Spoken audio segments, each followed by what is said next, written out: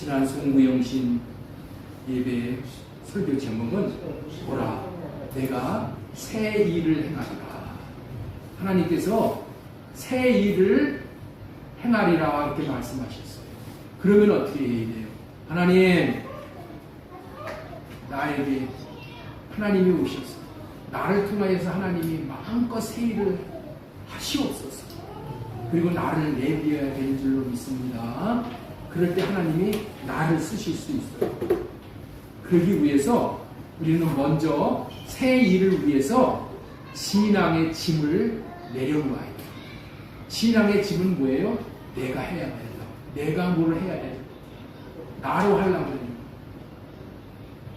할 수 없습니다. 그 짐만 되는 거예요. 하나님이 하시도록 하나님한테 짐을 맡겨야 돼. 맡겨야 돼. 새 일의 주체는 언제나 하나님이시다. 새 일의 주인은 언제나 하나님이시다. 하나님이 하시는 거예요. 하나님이 하셔야 되는 거예요. 새 일은 이런 환경이 변화되어져서 하는 게 아니라 하나님이 임재하심으로, 하나님이 창조적인 개입을 하심으로 인하여서 새 일이 성취가 돼요. 하나님이 하시는 새 일을 내가 2026년도에는 볼 수 있게 하시옵소서. 우리 기대하고 믿음으로 나아가기를 예수님의 이름으로 축복합니다. 새해가 시작하면은 우리는 흔히 이렇게 결단을 합니다. 더 열심히 신앙생활하겠습니다. 더 많이 봉사하겠습니다. 더 성실히 교회에 나오겠습니다. 더욱더 맡겨주신 직분에 충성하겠습니다. 라고 합니다. 여러분들도 그렇게 마음을 정하셨는 줄로 믿습니다. 마음 정하셨어요? 마음을 정하는 게 중요해요. 뜻을 정하여야지 하나님이 일을 하십니다. 뜻은 또 내가 정하는 게 아니야. 하나님 어떻게 살까요? 그래서 하나님이 이렇게 살아라 알려주셔. 물으면 다 알려주셔. 하나님이 주시는 뜻을 내 뜻으로 삼아서 내 뜻으로 삼아야 돼. 여러분들 뜻을 정하는 거하고 안 정하는 거하고 천지 차이예요. 2026년도에는 예배를 드리러 나올 때도 하나님 예배 드리기 전에 30분 전에 나가서 오늘 받을 은혜를 위해서 기도하겠습니다. 30분 전에 들어가서 예배 자리에 들어가서 오늘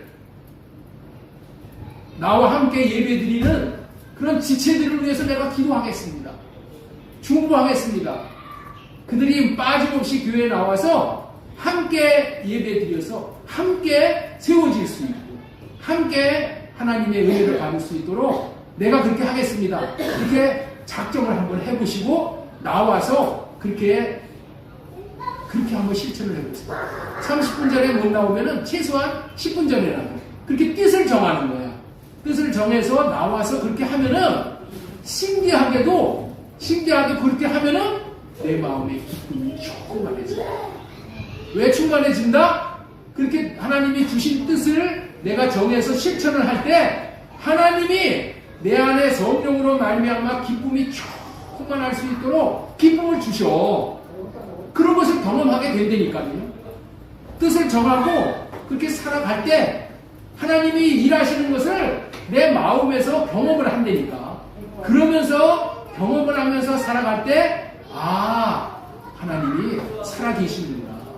하나님은 기도하는 것을 이루시는 분이십니다. 하나님은 내가 뜻을 정한 것을 이루셔서 하나님이 내 안에 들어오셔서 새 일을 행하시는 것이구나. 그런 것을 경험하게 해주셔요. 할렐루야. 뜻을 정하는 거 아주 잘하시는 것입니다. 그러나 오늘 본문의 호세아서를 통해서 이와 같은 결심에 하나님께서는 분명히 문제가 있음을 또한 말씀을 하셔요. 아니 무엇이 문제일까요? 새해에는 보다 하나님을 위해 힘써 최선을 다하겠다는 것이 무엇이 문제가 있느냐고 반문을 할 수도 있을 것입니다. 그런데 우리는 이렇게 말씀하시는 것을 통해서 정말 문제가 무엇인지를 분명히 알아야 된다는 거예요. 문제는 열심히 해야 하는 것보다 더욱더 힘써야 할 것이 있는데 더 힘써야 할 중체대한 것이 뭐냐? 방향을 바로 잡는 거예요. 방향을 잡는 것을 잘못해서 방향을 잃어버리면은 문제가 심각하게 된다는 거예요. 흔히들 인생을 경주에 비교를 합니다. 달리기 하는 것에 비유한다는 그런 말이에요. 달리기를 할 때 중요한 것은 방향이야, 방향. 오늘 우리는 2026년도 출발선에 서 있습니다. 출발선에서 제일 중요한 것은 어느 방향으로 달려야 할까 하는 거예요. 목적지를 분명히 안다면은 방향을 잡을 수가 있는 거예요. 우리의 목적지는 천국입니다.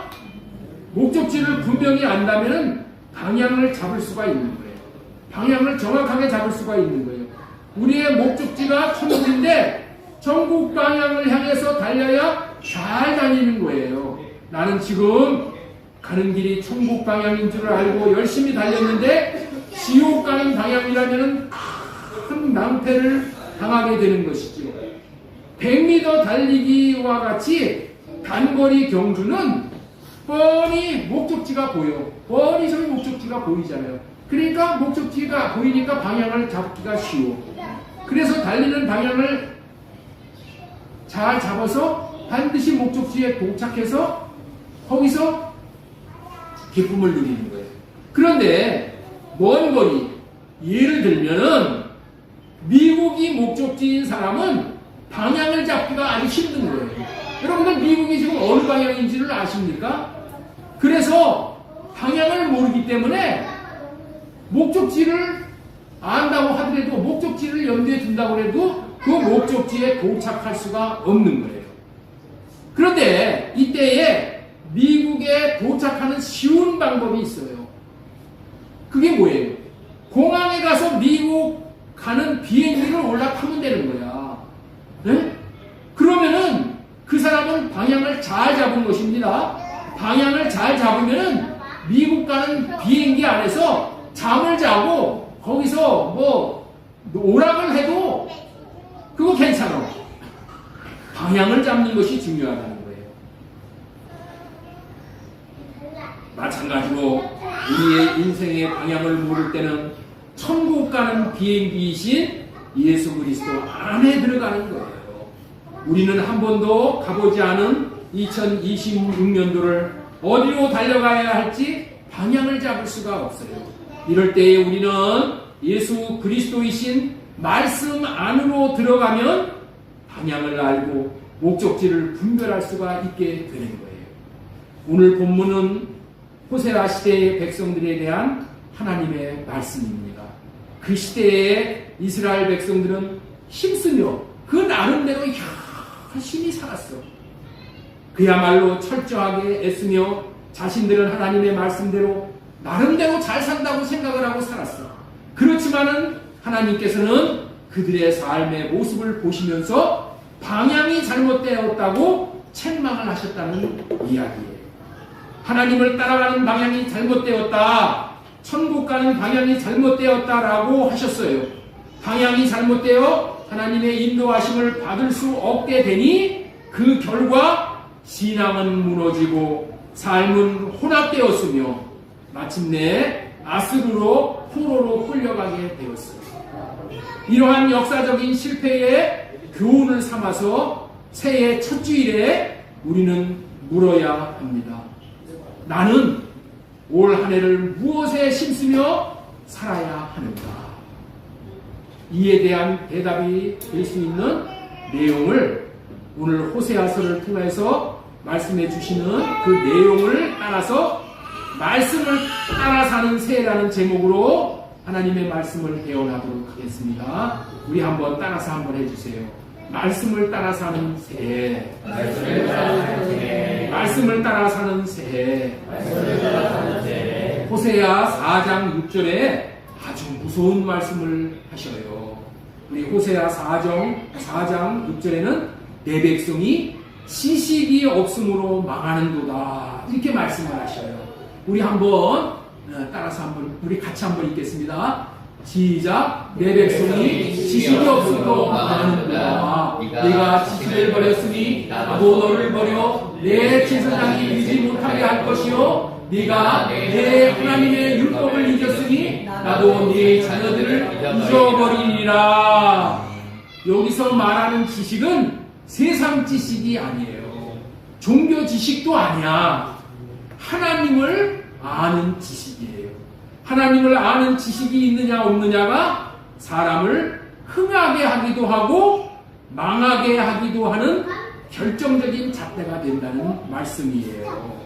저와 여러분은 통상 돈이 없거나 병이 들어 망한다고 여겨요. 그런데 하나님은 돈이 없어 부도가 나서 망하고 병이 들어 망한다고 하지 않으셔요. 하나님은 하나님을 아는 지식이 없어서 망한다고 하시는 거예요.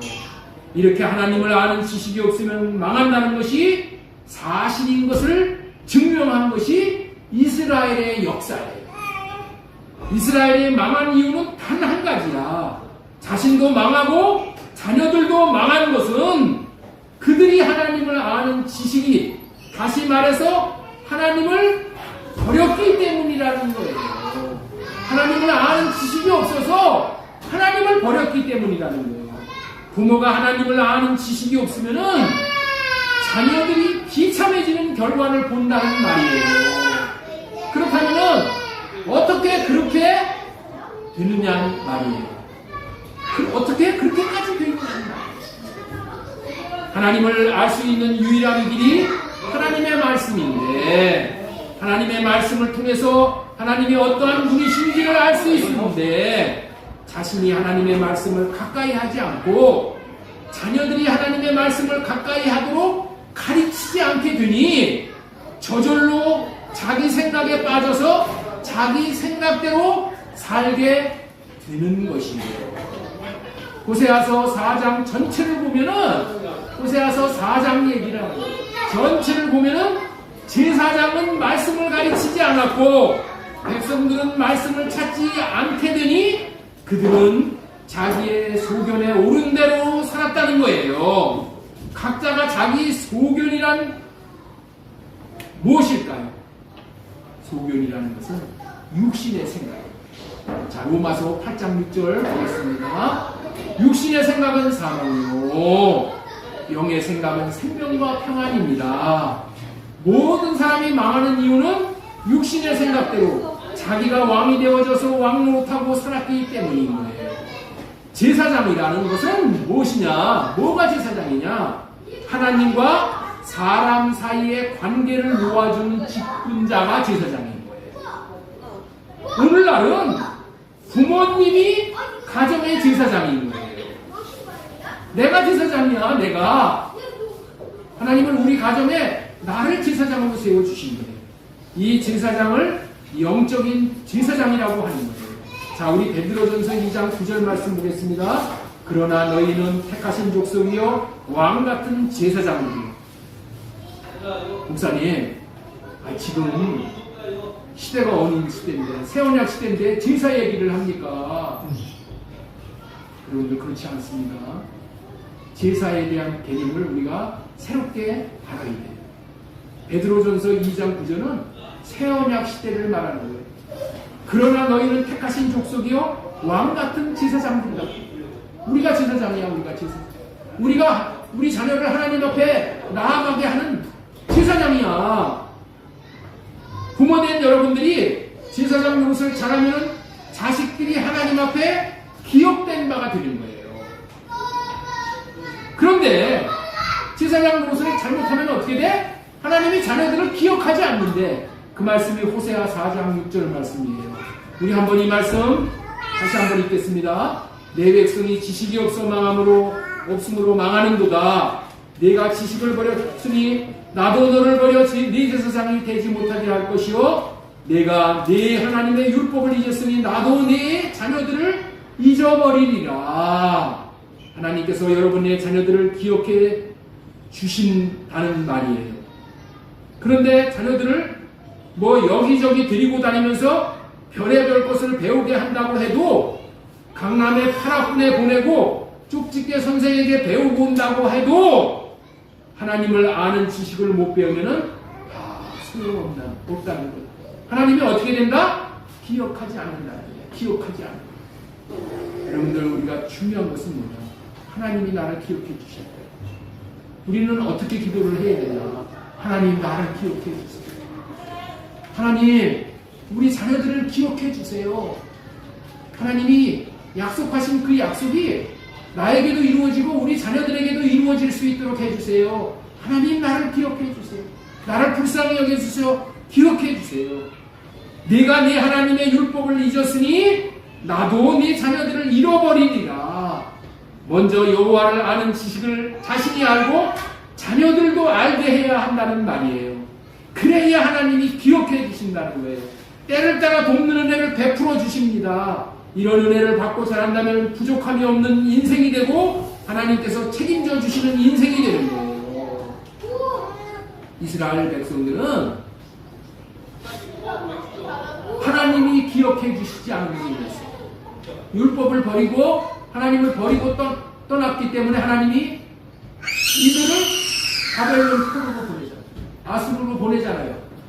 그래서 거기서 당한 고난들이 너무나도 치가 떨리는 고난들을 많이 당했어. 그래서 이들이 그 고난을 통해서 배웠다는 거야.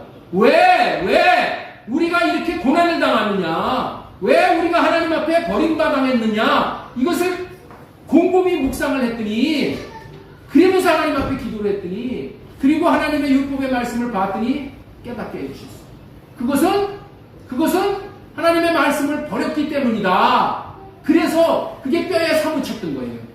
그래서 오늘 여기서 첫 줄이기 때문에 새해 어떤 마음으로 살아야 하는지를 깨우쳐주는 예화 한 가지를 여러분들에게 전해드리려고 하는 거예요.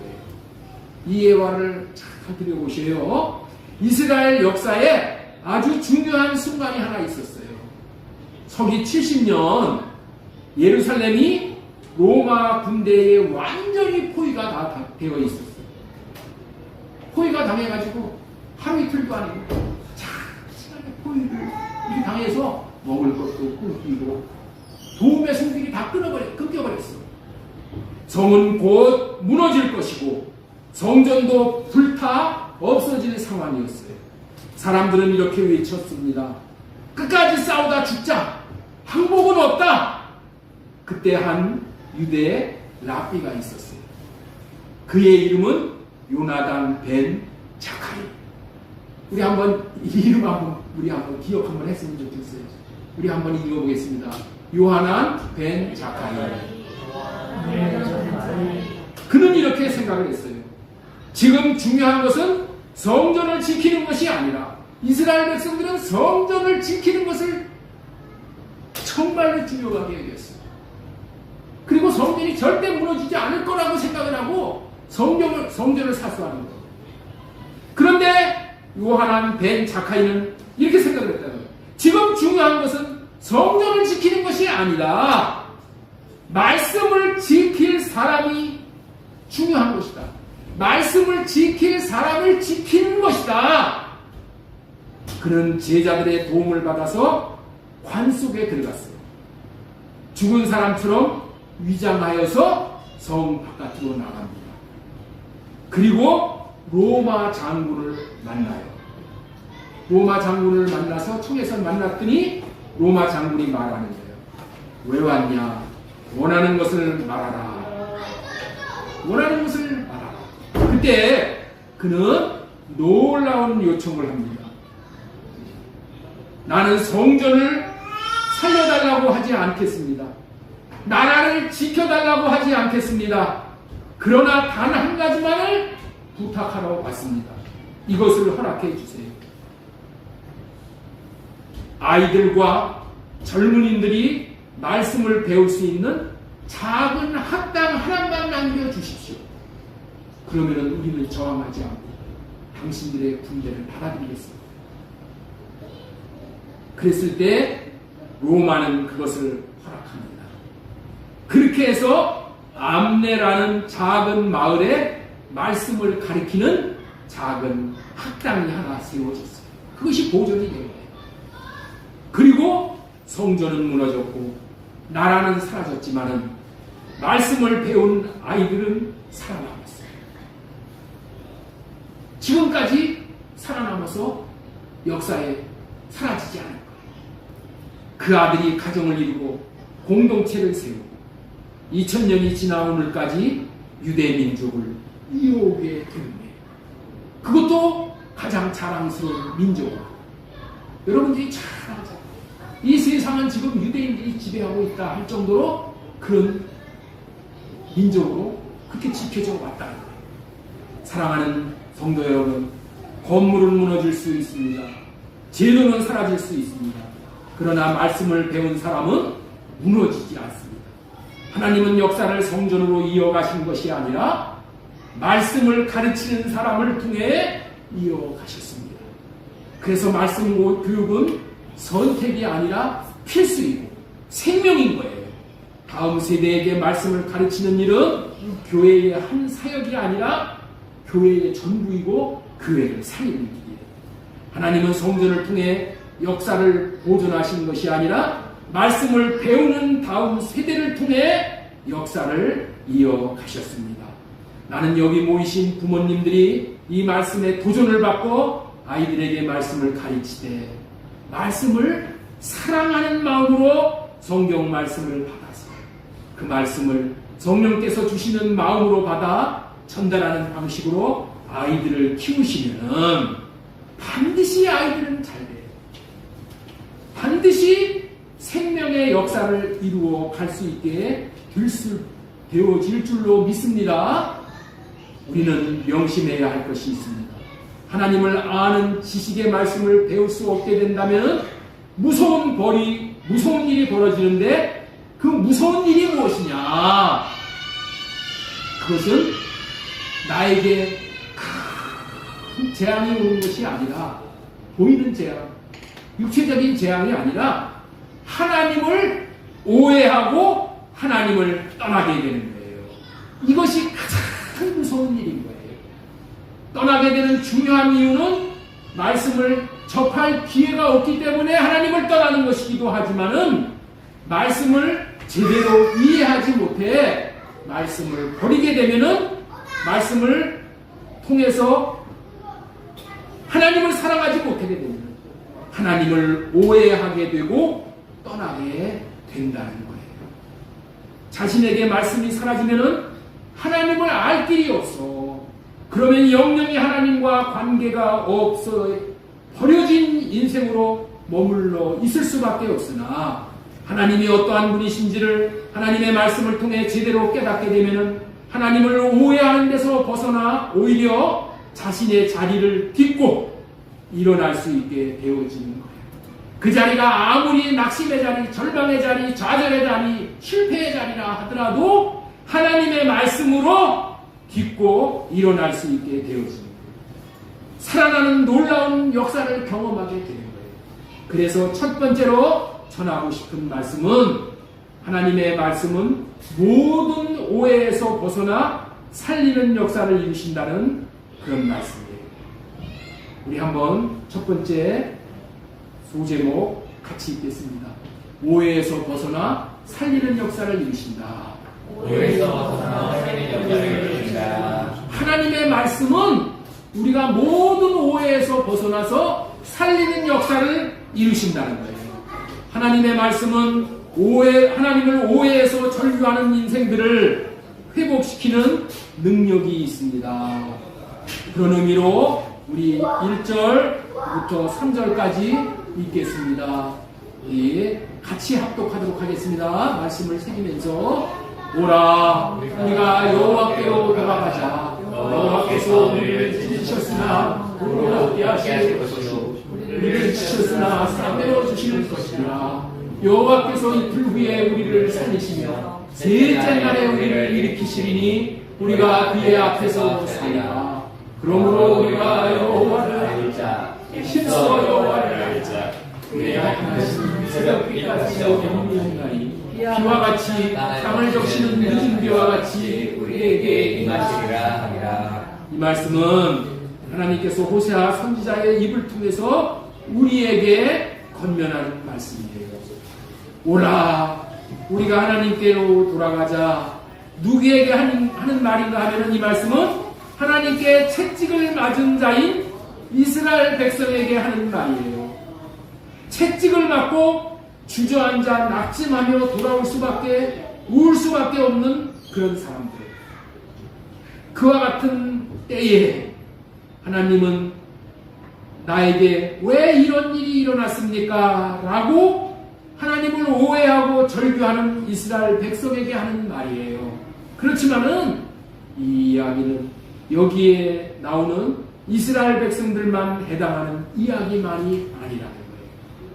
종종 우리 삶에도 정성을 다했던 일이 무너지고 소중했던 관계가 찢어질 때, 그리고 견딜 수 없는 눈물로 지새울 수밖에 없는 고난의 밤을 만나게 될 때가 있어요.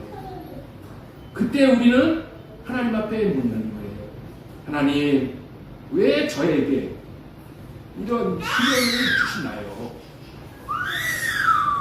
마음의 상처가 깊어질 때면 하나님이 멀리 계신 것 같고, 때로는 나를 버리신 게 아닐까 하고 두려움이 엄습하기도 하는 거예요.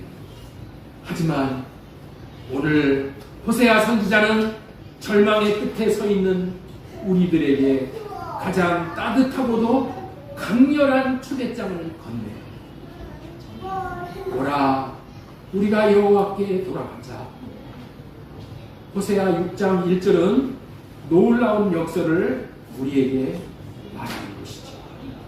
하나님께서 우리를 찢으셨으나 도로 낫게 하실 것이요, 우리를 치셨으나 싸매어 주실 것이란 고백입니다.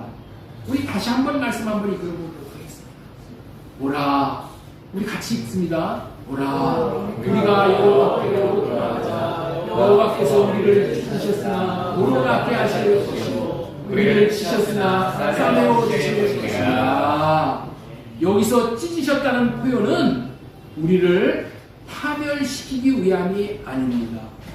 마치 의사가 곪은 환부를 도려내어 새살이 돋게 하듯 우리 안에 있는 불순물과 교만을 제거하여 온전한 회복으로 이끄시는 사랑의 손길입니다. 하나님은 단순히 상처를 덮어두시는 분이 아니라 근본적인 치유를 위해 아픔의 시간을 허락하시는 분이라는 것이 말씀을 통해 깨달아 알아져야 되는 거예요. 이것이 깨달아 알아질 때 하나님에 대한 오해를 풀 수 있게 되는 거예요. 그뿐 아니라 오해가 풀리게 하시면서 하나님은 또한 소망을 주시는 거예요. 소망을 우리에게 갖게 하시는 거예요. 하나님은 우리에게 소망을 주시는 분이에요. 말씀 앞에 나오면은 이 말씀을 통하여서 하나님이 우리에게 소망을 주시는 거예요. 이어지는 2절에서 소망은 구체화가 됩니다.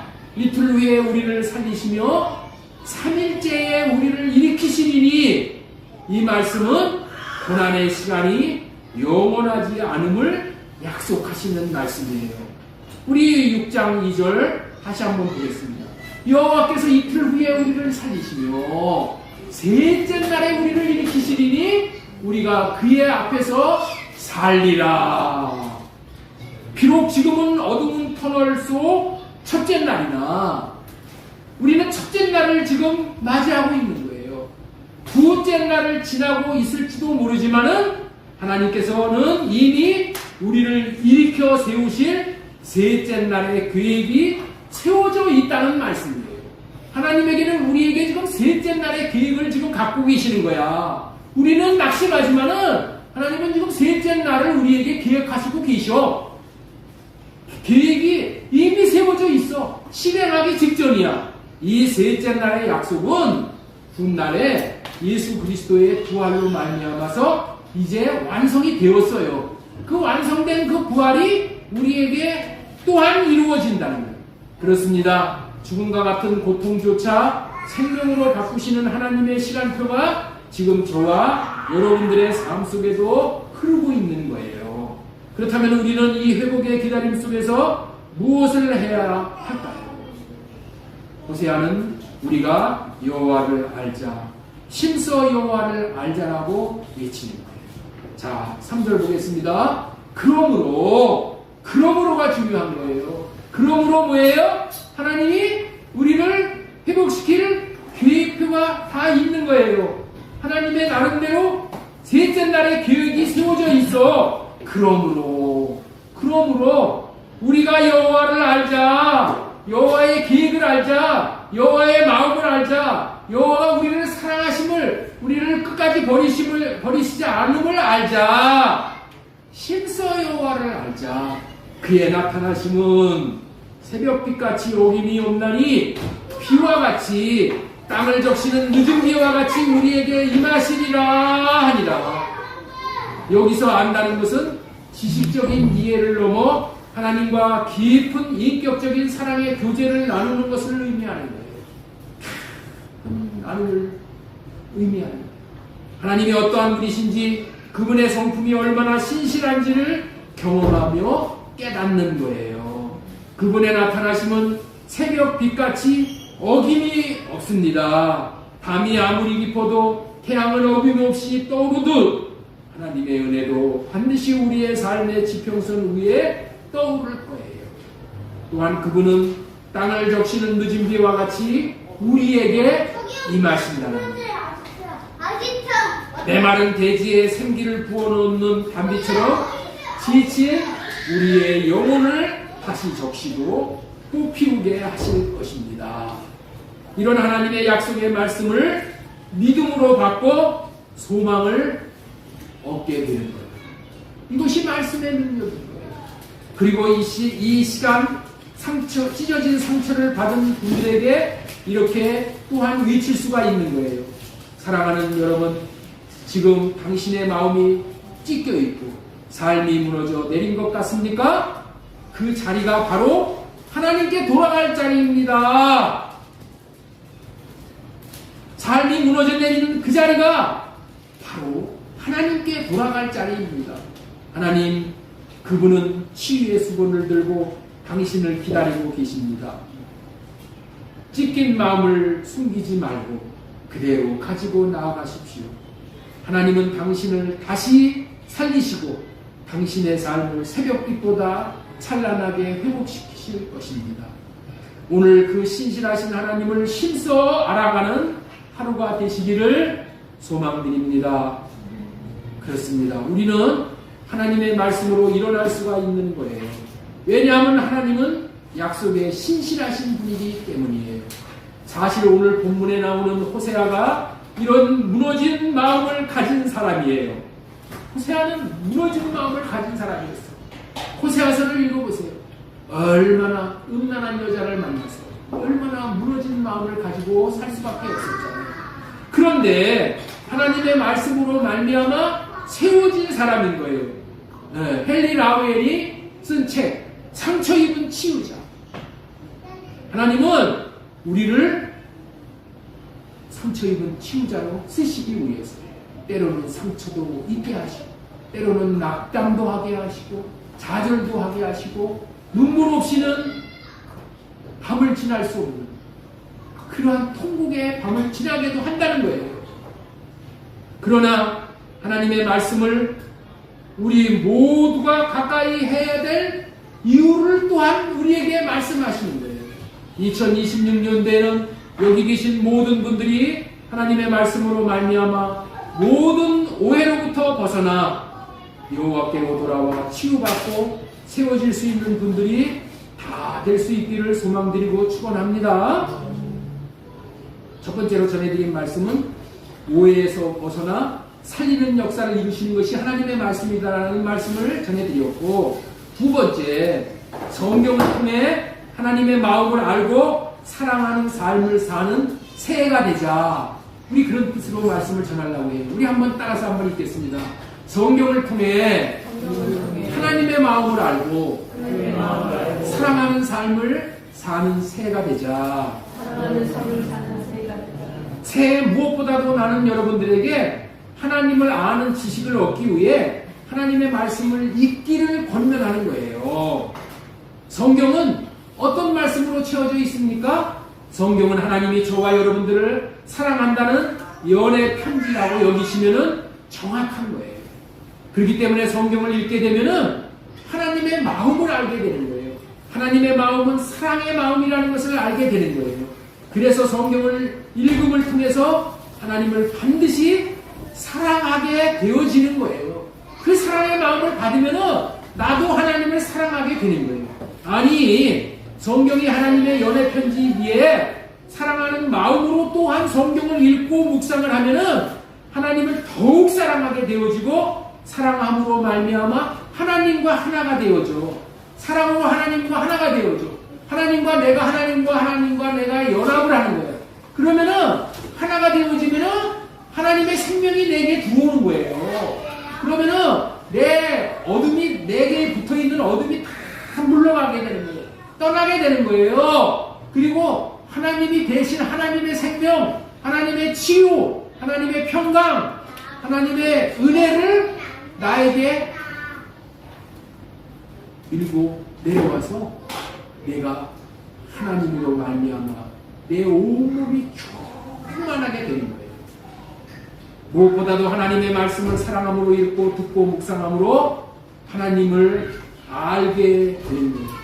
하나님이 어떠한 분이시라는 것을, 하나님이 나에게 얼마나 소중한 분이라는 것을, 하나님이 사랑을 모르는 나에게 사랑을 알게 하시고, 하나님의 생명을 모르는 나에게 하나님의 생명을 알게 하시고, 하나님이 어떻게 나를 치유하시는 그 치유의 하나님, 이스라엘 백성들에게 하나님이 말씀하실 때 나는 치유하는 여호와입니다.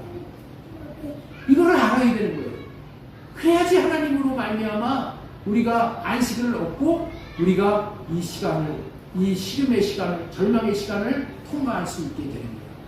새해의 가장 중요한 결단은 이거예요. 중요한 것은 마음가짐입니다. 성경을 더 많이 읽겠습니다가 아니라, 성경을 많이 읽는 것이 목표가 아니야. 성경을 더 많이 읽겠습니다가 아니라 하나님의 사랑이 담겨진 사랑의 편지인 말씀을 사랑하겠습니다 라는 마음이 중요한 거예요. 사랑이 담겨진 하나님의 편지인 말씀을 사랑하면은 말씀을 찾게 되고 가까이 하게 되고 말씀을 묵상하게 되고 말씀 앞에 서게 되고 또 말씀에게 순종하게 되는 거예요. 사랑하는 사람의 말은 무시하지 않잖아요. 사랑하는 사람의 말을 들어주잖아요. 마찬가지로 하나님이신 말씀을 사랑하는 사람은 말씀에 순종을 하게 되는 거예요. 하나님의 말씀을 순종하면은 믿음의 사람이라고 인정을 받게 되고, 하나님은 그 순종하는 그 순종 하나하나에게 반드시 상이 있게 하는 거예요. 복이 임하게 된다는 거예요. 그런데 복 중에 복이 무엇인가 하면은, 복이 무엇인가 하면은 하나님의 말씀이 머리에서 생각나는 것보다 더 놀라운 복이 있는데, 하나님의 말씀이 내 마음에서 하나님의 말씀이 떠오릅니다. 이것이 최고의 복. 이것이 말씀을 읽고 듣고 묵상하는 자들의 또한 소원이 되어야 됩니다. 하나님의 말씀이 내 마음에서 떠오르게 해주세요. 어떻게 하면 하나님의 말씀이 내 마음에서 이렇게 새별과 같이 떠오르는가? 이 떠오르는 말씀을 받는 것이 하나님의 음성을 듣는다고 하는 거예요. 하나님의 마음을 받는다고 하는 거예요. 어떻게 하면 그렇게 되는가? 평상시에 하나님께서 우리에게 주신 이 약속의 말씀, 이 축복의 말씀을 하나님을 사랑하는 마음으로 그 말씀을 많이 읽는 거예요. 읽고 또 읽고 하나님을 사랑하는 마음으로 그 말씀을 읽어. 암기하지 않아도 돼. 하나님을 사랑하는 마음으로 말씀을 읽고 말씀을 묵상하고 하나님 사랑합니다. 이 말씀을 나에게 주셔서 감사합니다. 하나님의 사랑의 마음이 담겨진 이 말씀을 내가 들을 수 있게 해주셔서 볼 수 있게 해주셔서 감사합니다 하고 사랑하는 마음으로 말씀을 읽고 또 읽고 두면은 하나님께서 그 읽은 말씀을 마음에서 샛별과 같이 떠오르게 해주시는 거예요. 하나님은 어떻게 말씀하시냐? 말씀 안에서, 성경 말씀 안에서 말씀하시는 하나님이신 거예요. 이 말씀을 듣는 거예요. 이 말씀을 통해서 하나님의 음성을 들려주시고, 이 하나님의 음성을 하나님의 마음으로 들으면, 할례받고 들으면은 하나님의 마음이 어떠한지를 깨달아 알게 하시고, 그 마음을 알면은 하나님의 마음을 이루어 드릴 수 있는 순종까지가 되어지는 거예요. 내가 순종하려고 해서 순종이 되어지는 것이 아니라, 새 언약은 옛 율법과 다른 게 뭐야?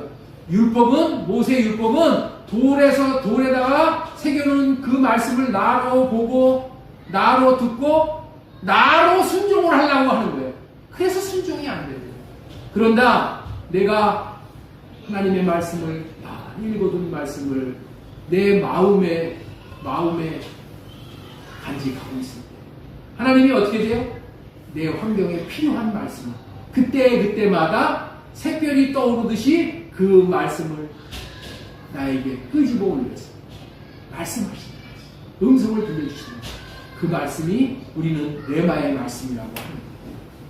그 말씀을 받는 것, 이거를 받고 한 걸음 우리의 앞길 헤쳐나갈 수 있고, 순종하여서 생명을 받아 우리는 그런 경험을 하게 됩니다. 이 하나님의 음성을 하나님의 마음으로 들으면 하나님의 마음이 어떠한지를 깨닫게 알게 하시면서, 그 마음을 알면은 하나님의 마음을 이루어드리는 순종까지 할 수 있게 되어지는 거예요. 이것이 새 언약의 성취인 거예요. 하나님이 친히 자신을 나타내 주시고 영광을 보여주시고, 하나님의 말씀을 이렇게 해서 순종을 하게 되면은 하나님이 나타나 주셔, 하나님의 영광을 보여주셔요.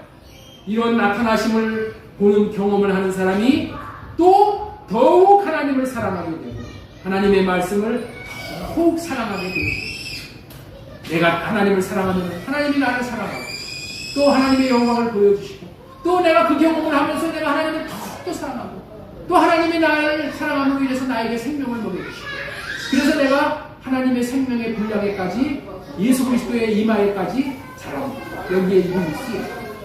자, 우리 요한복음 14장 21절 말씀을 했습니다. 나의 계명을 지키는 자야 나를 사랑하는 자니, 나를 사랑하는 자는 내 아버지께 사랑을 받을 것이요 나도 그를 사랑하여 그에게 나를 나타내리라. 하나님을 사랑하고 예수님을 사랑하는 자에게 예수님이 안에서 나타내 주신대. 어떻게 나타내 주신다고요? 하나님을 사랑하는 자에게, 예수님을 사랑하는 자에게 나타나 주시오. 사랑하는 자가 이 하나님의 나타나심을 통해서 주시는 음성을 듣게 되는 거예요. 그 마음을 받게 되는 거예요. 중요한 것은 하나님은 하나님을 사랑하는 자들의 마음에 기쁘게 들어오신다는 거예요. 하나님의 마음 안에 들어오시면은 하나님께서 사랑하는 자들 마음에서 음성을 들려주시는데, 이 음성을 듣고 사는 인생이 하나님을 누리는 인생이고, 새 언약의 시련을 누리는 인생으로 최고의 인생이 됩니다. 다시 정리합니다. 다시 정리하면서 말씀을 냈습니다. 하나님의 말씀을 사랑하는 마음으로 성경을 읽고 듣고 묵상함으로 하나님을 사랑한다면 반드시 하나님과 하나가 되어지는 복을 누리게 되어집니다. 몸된 교회로, 예수님은 머리로, 나는 몸으로 하나가 되어지는 거예요. 이렇게 하나 되어진 자는 주님이 반드시 자신의 마음에 들어오셔서 하나님의 마음을 주시는 복을 누리게 된다. 주님이 마음 안에 주시는 마음을 받으면 그 마음대로 사랑의 삶을 살게 되어져 순종이 무엇인지를, 순종의 놀라운 축복을 누리게 된다. 그러면은 하나님을 사랑하는 자라고 하나님이 또한 더욱 인정해 주시고, 하나님께서 나타나시는 영광을 보여주시고, 날마다 하나님의 나타나심을 우리는 보고 살 수 있게 되는 거예요. 오늘 여러분들은 1년 동안 몸된 교회를 섬길 수 있는 직분을 받으실 겁니다. 이 직분을 주님을 사랑하는 마음으로 잘 감당하시기 위해 성령을 구해서 자신으로 하려는 육신의 생각은 할례받고 주님이 주시는 사랑의 마음으로 잘 감당할 수 있기를 바랍니다. 사랑의 마음으로 순종하며 맡은 직분 감당할 때마다 하나님은 여러분들에게 생명으로 먹여주십니다. 생명으로 먹여주셔서 하나님의 생명으로 먹여주셔서 여러분들에게 생명이 자라는 것을 여러분들이 경험하며 기쁨 충만한 인생이 되게 하실 것입니다.